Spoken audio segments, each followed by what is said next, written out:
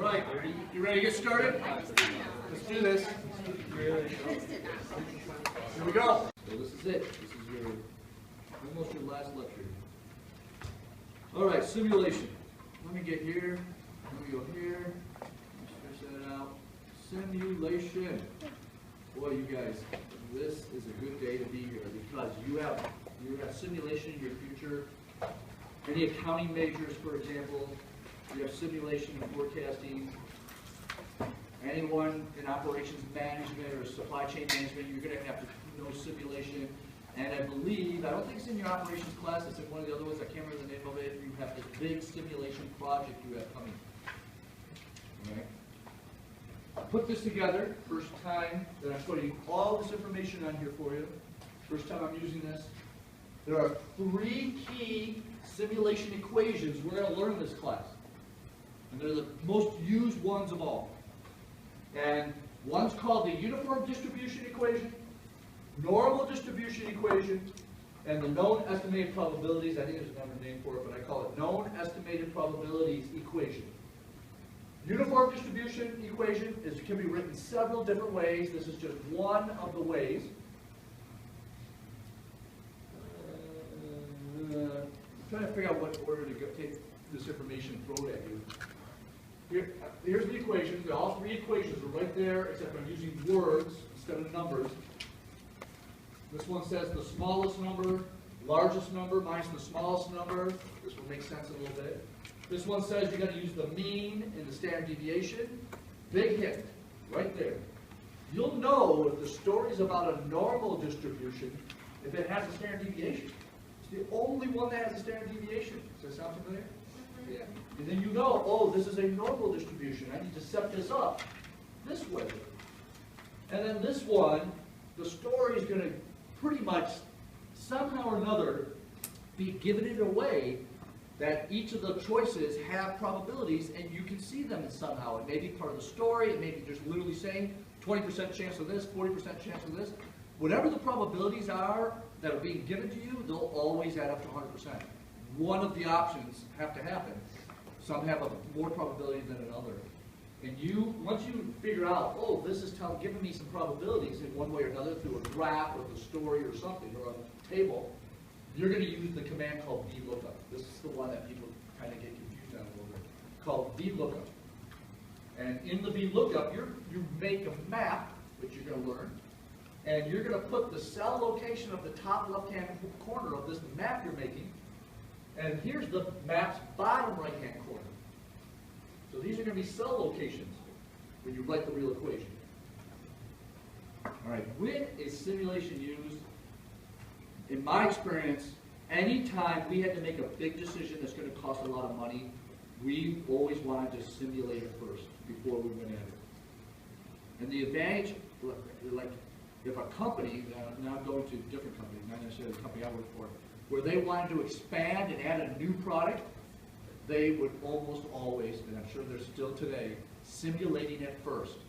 Because the biggest question you want to answer when you're about to make a decision that's going to cost maybe $1 million or more is, what's our probability of losing this money? That's what a simulation answers all kinds of questions.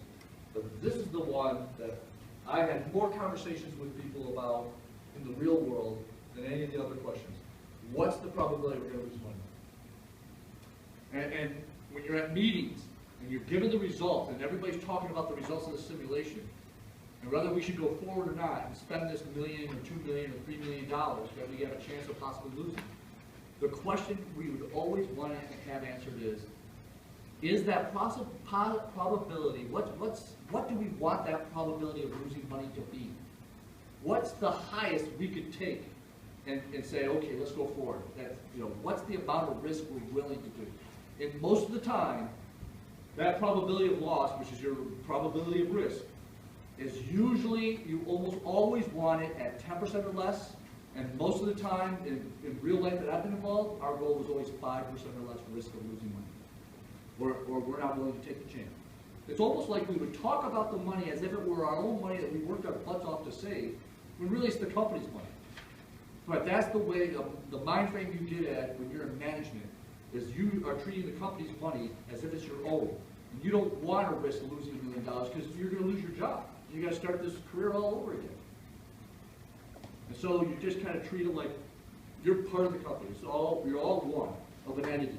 And this simulation will tell you the risk you're taking. Again, 5% or less should be a goal when you simulate something. Now, I want to go to a basic equation of accounting that you all had to go through 201 to learn. And here's the equation. You ready?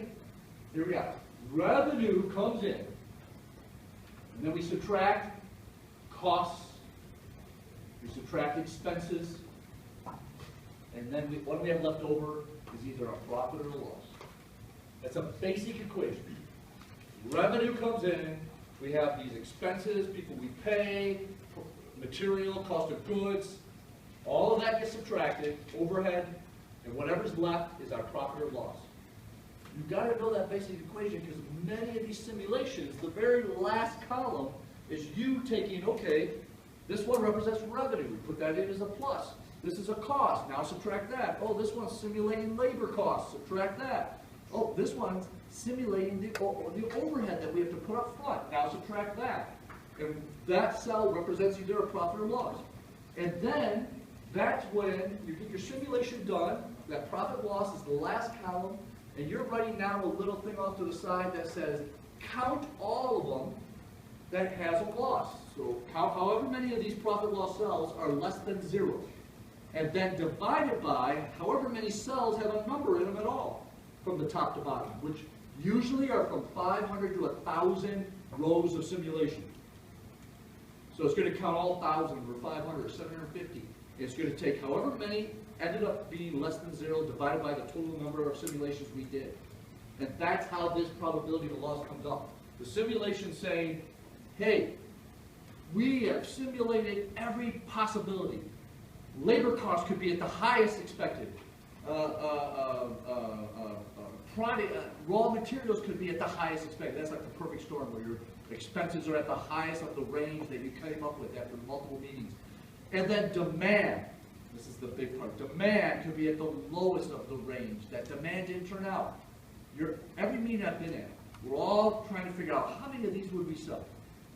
Are we going to sell 1,000? Are we going to sell 10,000? What's the market out there? And you always want to be conservative when you're doing a simulation. You want to say, well, we should at least sell 1,000. I mean, look, we're about to spend $300,000 on marketing. If we don't sell 1,000, that's crazy. We should, anybody can sell 1,000 and spend that much on marketing. And then you say, well, and if this is what we think, if people start looking at this and go, well, this is what I want, we could sell 10,000, 20,000 in the first year. And you find that range, the worst scenario and the best scenario. And what a simulation does, it compares every possible scenario of all your costs and all your revenue. Like I said, the perfect storm is, revenue didn't come in like we expected because the demand was much lower than we had hoped. Our cost of labor was at the highest end possible, the range we came up with. Our cost of goods, our raw materials that we're getting from our supplier ended up being the high end of the range that we expected.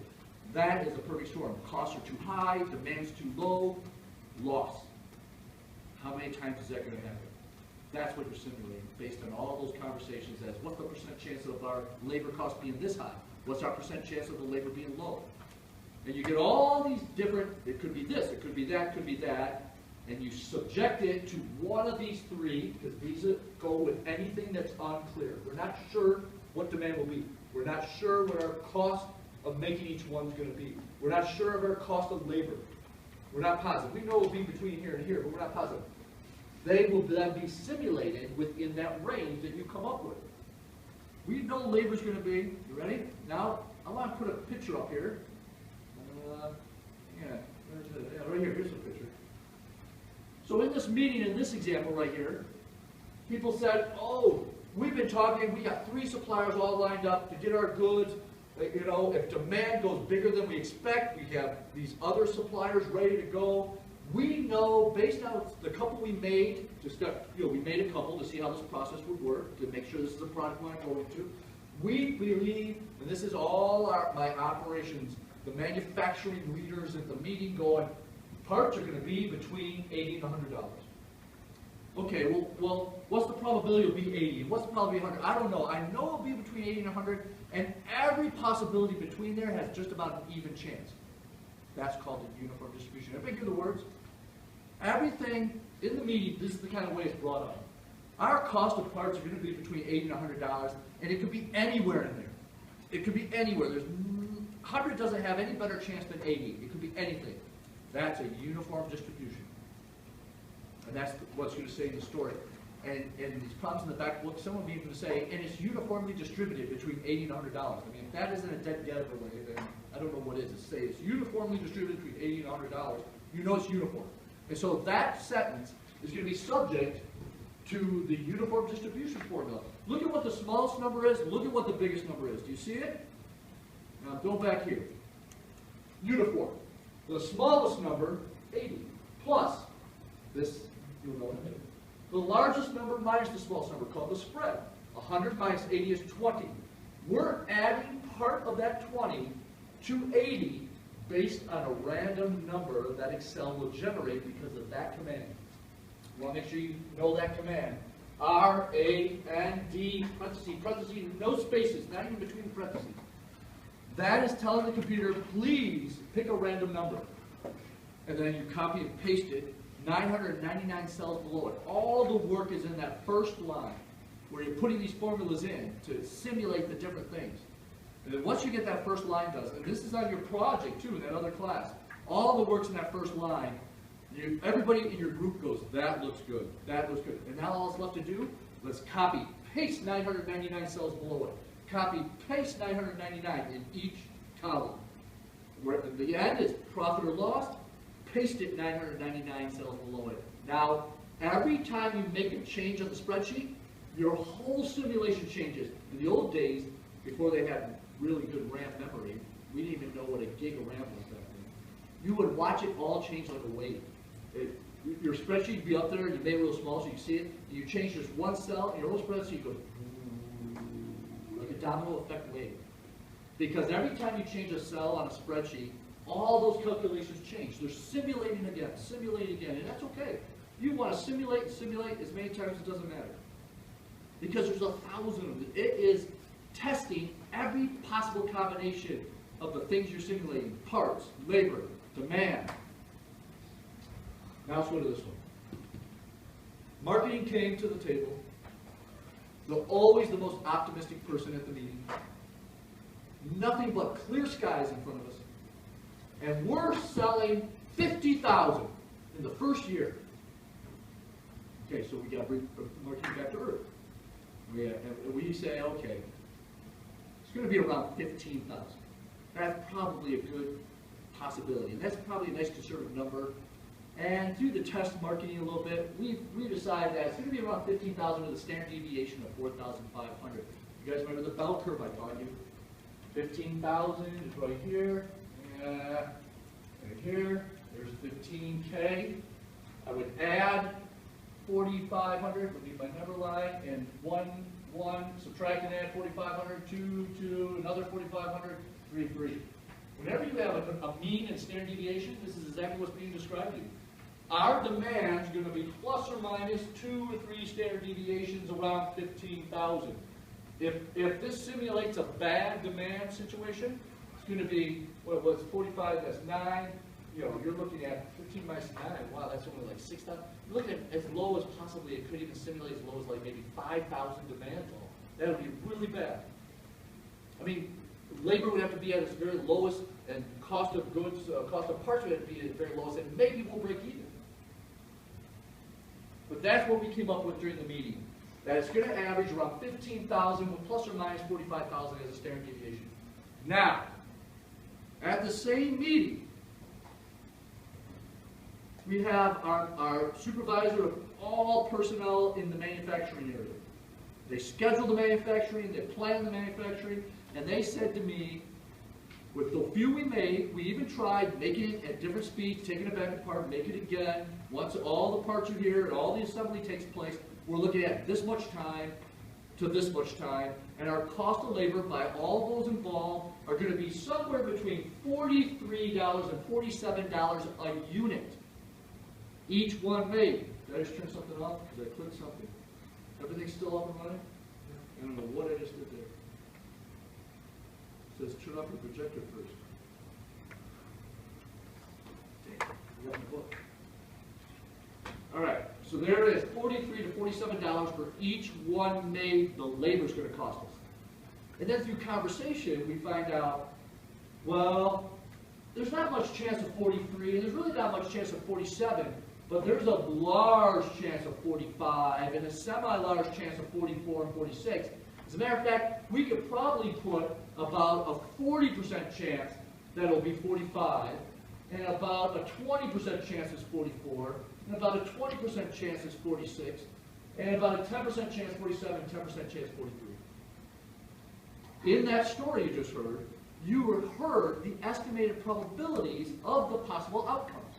Even though we're not sure, but once you realize there's probabilities already being given as part of it, or could be easily calculated, we now know we got to use VLOOKUP. That we need to make a map the probabilities, and put it as part of VLOOKUP. How do we make a map? You ready?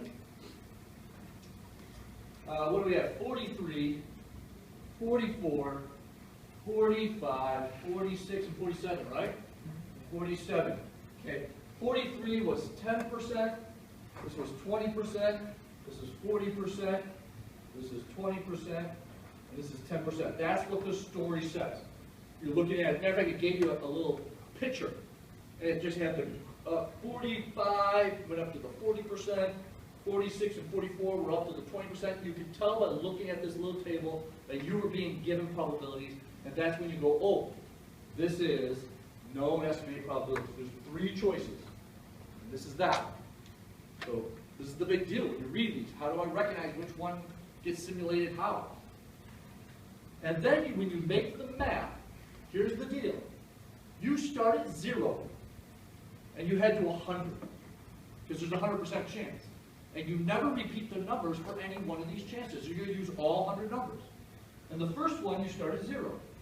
And you go to 10% chance. I'm going to assign 10 of the 100 numbers to that possible outcome. Now I'll start at 10, where I left off. Don't worry, it's the same number. Don't worry. This one has a 20% chance. I'm going to assign 20 of the numbers to that possibility. 10 plus 20 makes, now we're at 30. We're never repeating the number. You see this? Now we're at 30, and this says to add 40% chance, so I've got to add 40 numbers to that. I've got to assign 40 numbers. So, go ahead, Abby. Thank you. I started at 70, this one's 20% chance, Debbie, help me out. 90, this one's at 90, 10% chance. 100. There it is. That's how you make a map when you see some probabilities involved. It's not that hard. This is a give me question on the first page of a quiz. What do you make the error bolts on it again? I'm sorry? What do you make the error bolts on it again? How do you make it? You start at 0, Yeah. and then you add whatever percent it is. You use that. Oh, okay, then you start at that number. Here's, again, I'm going to 20, so I add 20, 40, because I had a 40 different. yeah. Now here's the deal. Excel cannot understand these numbers. And a lot of people get this wrong, so I changed this part of the presentation last year, and it seemed to help. So once you have these, if you need to do it this way, you now need to go 2 places to the left and put a decimal. That's the only change you got to make. So I'm going 0.0, go to 0.10, 0.10, 0.30, 0.30, 0.70, 0.70, 0.90, 0.90, 1.00. There it is. You just add the decimal in. Now it's ready to enter into Excel. Excel only understands these numbers if they're between 0 and 1. But the concept's the exact same. It would have been 0 to 0.10, 10%, 10% to 30%, because you add 20 to it, 30 to 70. But I just make it 1 to 100, get your ranges, and then just throw the points in, and now it's ready to enter. So look at this map. This is what a map looks like right here. 0 to 0.10, 0.10 to 0.30, 0.30 to 0.70, 0.70 to 0.9, 0.9 to 1.0. Or 90 to 100, 70 to 90, 30 to 70. And that's how I knew the percentages, by just looking up here. Because I knew whatever the difference here is, was the percentages. I didn't have to look at the problem. This is your first column. This is the second column of the map. And your third column for this class. There's different ways of doing these maps, but for this class, to keep it one way, we're going to put whatever the outcome that we want brought back to the simulation in the third column. So Excel picks a number, at random, 0.2356.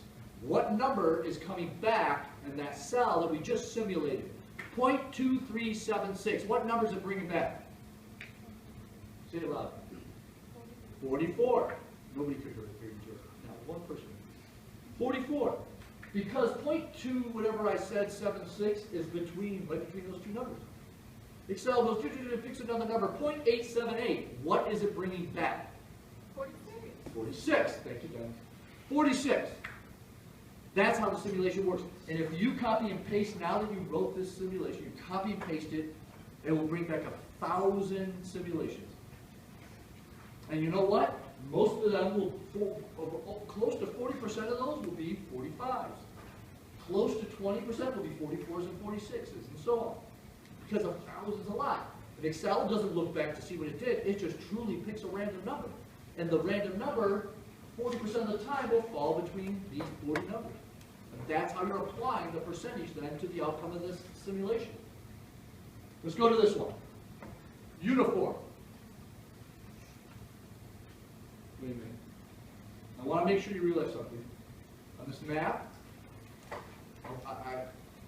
I'm waiting, I'd rather connect it to the equation now or wait till next week, but I'm going to go ahead and connect it out. You're going to get some review next week because we have a lot of people absent. But here's the formula. All right, by the way, what is this? Direct labor. Right there is where the formula is to simulate labor. Right there, whatever that is. B, whatever. Right there. Let me get the formula back on. Okay? So, B21. This is what's being written there. Equals VLOOKUP, parentheses, RAND, parentheses. You're telling Excel in that first one right there, pick a random number. You pick a random number. Then, look at the map and bring back whatever's in the third column. How do you tell it to look at the map? This will be a cell location, top left-hand corner. This will be a cell location, bottom right-hand corner, where the numbers are. Not the words, the numbers. So, A10 will be there. In the bottom right, C14 will be there. And that's exactly what's written in that cell right there. Equals VLOOKUP, RAND, parentheses, A10, $A, $10, can't be more important than right here. When you copy and paste this, I almost got you.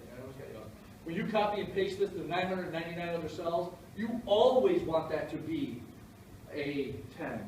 You do not want to switch $A, $10. Right here, $C, $14, you never want that to change. You copy and paste it 900 below, it's always those locations. Now, you can just drag it across the criteria instead of clicking the top left and bottom right, correct?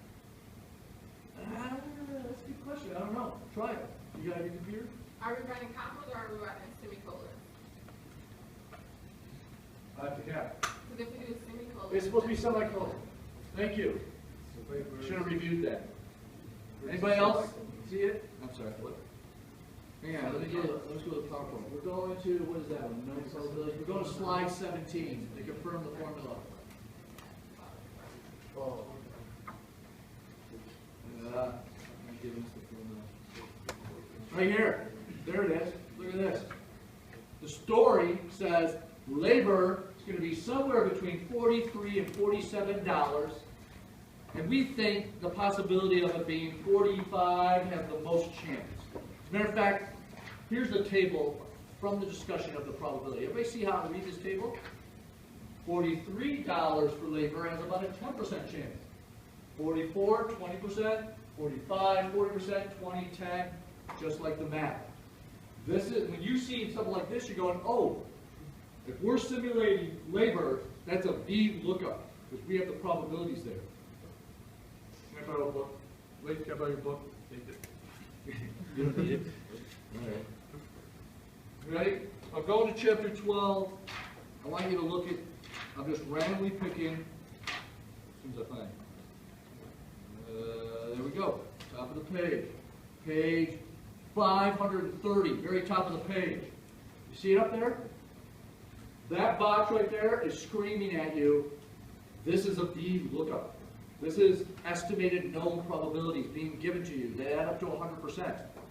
The passengers showing up for this cruise or plane, 48, 5% chance. 49 passengers, 25% chance. 50 passengers, 50% chance, and so on.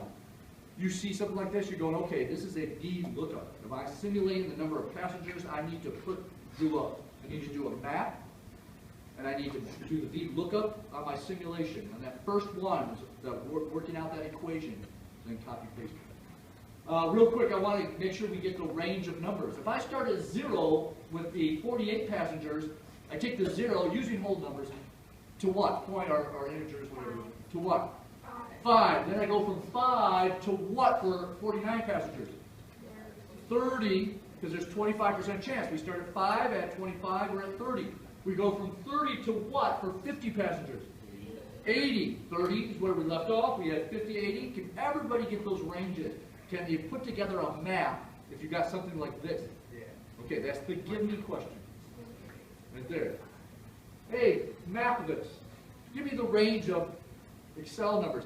And then you would put the numbers and just move the decimal 2 places a lot. So now it's from 0 to 0.05, 0.05 to 0.30, 0.30 to 0.80. Because you just move the decimal. Anyway, I just wanted you to see another thing. So now, we're back here. I forgot where we were. Man, where is that picture? Let's just get rid of this. Where was that? Is it here? There we go. Okay. So now that's the mapping. We're going back now to...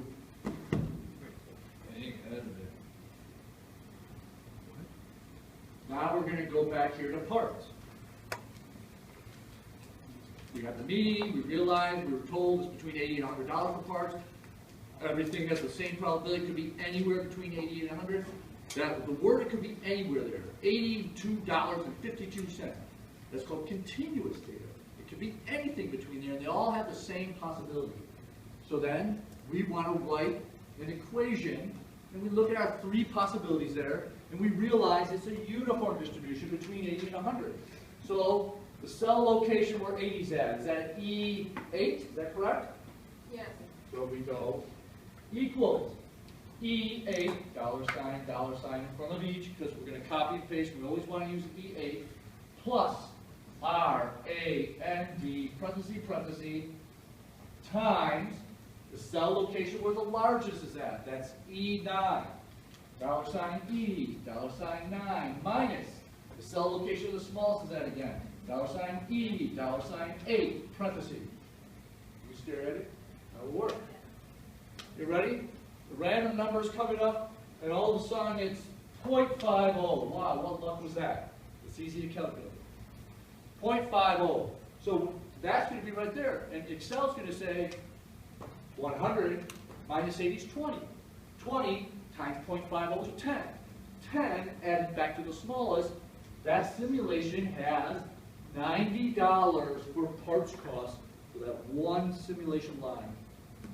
Then we copied and pasted the other 999. Could be anywhere between 80 and 100. But this is how you simulate it when the story says it's between 80 and 100 and it's uniformly distributed, or every number between there has the exact same chance of being our parts cost. Let's go back to this one. Let's connect it to an equation. The story's going to say, and demand could be anywhere around 15,000. Matter of fact, we think the average each year will be 15,000 with a standard deviation of 4,500.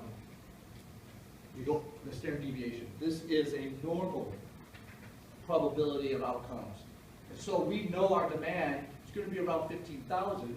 We want to simulate that around 15,000 based on 1, 2, 3 standard deviation.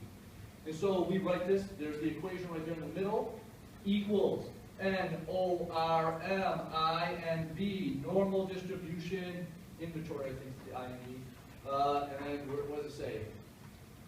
Parentheses, thank you, RAND, parentheses, comma, mean. cell location, E13, Yes. dollar sign E, dollar sign 13, comma, standard deviation, dollar sign E, dollar sign 14, parentheses. That's it. We run this. Look at this. The random number just came up 0.5 again. Wow. How's that? Go ahead. So when we write there, R-A-N-D, does the parentheses, it just blank, it just parentheses? Yeah, no space between them. No space after that, no spaces anywhere. This is the universal command for Excel to say, you pick a random number. And every number between 0 and 1, or between 0 and 100, depending on how you want to look at it, has an even chance every single time. Excel does not put more preference on any of those random numbers than any other. It's a different random number, and a random number could easily repeat because once Excel gives a random number, it uses every possible number for the next random number. And every single number has an even possibility of being the random number for the next simulation. And so, out of the 1,000, you will see demands of every possibility around 15,000. And out of the 1,000, you will see labor at all of these different rates, 43. And you're going to see combinations of everything that could happen in the real world. Labor expensive, parts are low, demand average. Labor low, parts high, demand lower than average. You know, every possibility that happens will be on these 1,000 simulations. Now look at the order of this simulation, because the problem has a bottom line that says, calculate the probability there'll be a loss with this information. Because we spent hours of ridiculous meetings putting this all together so we could try to predict what's going to happen if we spend this couple of $1 million. And so here you go, trial 1, direct labor. Picking it out of here, we use VLOOKUP, $46 on the first one. Parts, we use the uniform distribution, is going between there, $88.39. Very expected because we used a formula, continuous data formula. Demand, look at that, it's a little lower than we expected, but it's about a standard deviation below, or 2 standard deviations, or whatever below. Profit, what's happening there? What is happening there? Look at the top. It says, we know each year we have administrative overheads, no matter if we have any demand or not, of 400,000. We're going to spend 600,000 in advertising, even if we don't sell a single one. Even if there's no demand at all, we're spending that $1 million. And we all agree that we can be competitive in the market if we sell this item for $249 each. So I want you to think about this, right there. How are we doing that time? Think about that, and help me out. And that's what this was all about. Because you got to look at this and say, I'm going to write a cell location equation there that will get to this, profit or loss. And then I'm going to copy and paste it 999 times below, and I'm going to write a little thing off to the side that says, count all those 1,000 profit or loss cells, and count each one that's less than 0, and divide it by however many cells have numbers in them. Don't just say divide by 1,000, because sometimes something gets screwed up and you have some with no numbers or something. Who knows? But you want to count every cell that has a number, divide it into every cell that was found to be below 0, and there's your probability of loss. And there's many things you need to look at in simulations, but in the real world, the number one thing we look at is that probability of a loss, right there. So this formula right here, if I had to guess, there's several ways of doing this. Some people like to take the selling price per unit minus the parts cost per unit minus the labor per unit, then multiply whatever's left over by the demand. I like to take the revenue per unit times demand, then subtract the labor times demand, then subtract the parts times demand, and that would be what's left over. It doesn't matter. As long as, in both ways that I just described, we get the same answer. It's just a matter of preference. I think the PowerPoint, which we'll go over in more detail on Monday, a week from today, but I think it uses the first way, which would be, if I were doing that profit cell, it would be equal parenthesis, what is that, C3, $C, $3. Now watch, I'm heading to where we're not gonna have dollar signs, because when we go to copy and paste it, right now, I'm gonna write it where it looks at this. But I don't want it to look at this in the next trial, I want it to look at that. So I will not put a dollar sign on this cell location, because I want it to change when I go to copy and paste this equation. So I got C3, it will always look at 249, because 249 is our selling price no matter what the simulation is going on. And I'm going to subtract our cost per labor, which is 21. Is that B21? Minus B21, no dollar signs, because I want that to be B22, B23, B24. Minus our cost of parts, which is that C21? C21 again, no dollar sign, because I want it to be C22, C23, C24 as I copy this down. That's all of them there, times, where's our demand here? D21, no dollar sign, D21, because our demand for the next simulation will be D22, next one D23, we want that to change. So let's see, I have all my revenue minus my cost times that, here we go, minus our overhead. Dollar sign C, dollar sign 4. We always have to subtract that 400,000. That's why I use dollar signs for every simulation. We have 400,000 overhead for administration.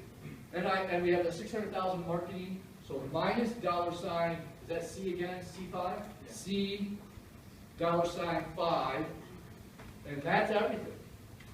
And that is what is right there, or something similar to that, that's doing the exact same thing. It's taking all the revenue minus all the costs and expenses to get to either a profit or loss here. This first one, let's see, demand was low, labor was high, parts was low, still made a profit. That's a good sign. Look at the next one. Demand was nice and high. Look at that. 19,000. Parts, that's average to the low side, not bad. Labor, wow, that's as low as it can get. This is a good perfect storm almost. $1.3 million in profit. Now, I think this one, I'm going to keep going here. This one, look at how many times was it simulated. This was simulated 500 times. Now this formula didn't go far enough. I'm about to ask you, what's the probability that this simulation is going to show that we could have a loss if we're about to spend this $1 million, $2 million? What's the probability? It didn't finish it. Do you see what's happening there? Yeah. Now, if this were a real spreadsheet, I could click on it right there. 55 of the profit column cells are simulating a loss. And we know there's 500 of them. Now you should be using cell location, but let's divide by 500. 55 divided by 500, 10.1%. Help me out, anybody? 55 divided by 500 with 0.11. 0.11? Thank you. Equals 0.11. All right, everybody, here's the results from our simulation. This is $2 million, $1 million for the machine that we're going to use for the next several years if we do this, and $1 million on administrative and marketing that we're going to spend no matter what. $2 million. 0.11 probability of loss. Should we go forward, yes or no? I hear a no. I like the sensibility of that meeting right there. There's some nice, sensible heads at this table. Everyone, what about you guys? Anybody want to take the chance to throw a marketing major in here? Because you always say yes. Right here. Yeah, we're going for it. We're not selling 15,000. I told you we're selling 25,000. So let's go for it. This simulation is shit. It doesn't even give you anything. What are we even doing this wasting time? That's marketing. Don't be that marketing person. Don't be wrong. Don't spend every penny you get for your budget. Marketing, even though you do every year. And then always ask for more. Everybody see how this works? Okay, we're going to go into more detail when we get back from Thanksgiving break. You got the basis now of how simulation works. Have a great Thanksgiving break.